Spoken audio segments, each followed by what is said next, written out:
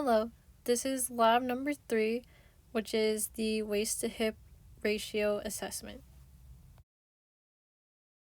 The purpose of this assessment is to look at people's circumferences of their body parts to determine their overall somatotype or body structure, and we're looking at the waist circumference and hip circumference to determine the risk of cardiovascular disease and metabolic disorders such as diabetes. Hi, so this is the waist to hip ratio assessment, and for today my subject is my mom. Say hi, Mom. Hello. And so for today, Mom, the purpose of this assessment is to measure the circumference of your waist and hip and to determine your risk for cardiovascular disease and metabolic disorders such as diabetes. Okay. No problem. Okay, so what you're gonna do is you're gonna face the TV, face that way, straight, and then I'm going to be measuring your hip to waist. Okay.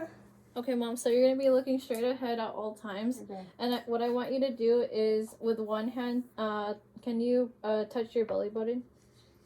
Here. Yeah, make sure you go like this. Here. Here. Your belly button, and then your sternum, which is in between your breast. So one hand on the belly button and one hand on the sternum. Okay. And then make sure it's wide, like. Okay. Yeah, like that. I'm measuring my mother's waist right now in centimeters. And make sure that you use a fabric tape. Not too high. But it's not waist. No, I need to get the thinnest. Okay. And make sure that it's leveled as well. Stand up straight. Okay. Straight. And then go.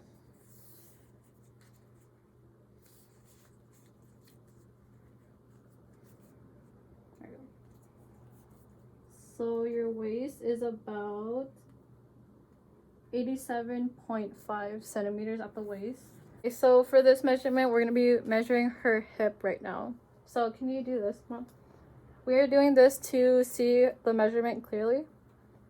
And then stand straight. Okay. And then make sure it's in centimeters again. And you want to get the widest width, or the widest part of the hip. So I want to say this is the widest.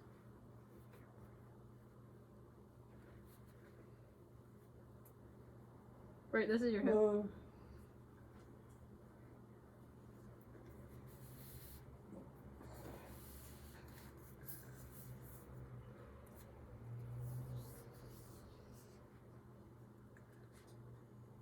And for this measurement, my mother's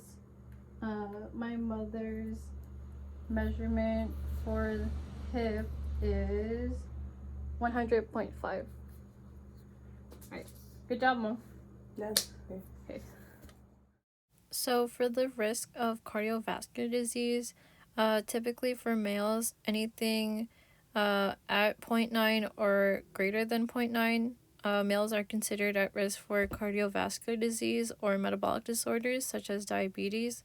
And for females, for those who are at 0.8 or above 0.8 are at risk for cardiovascular disease or metabolic disorders as well.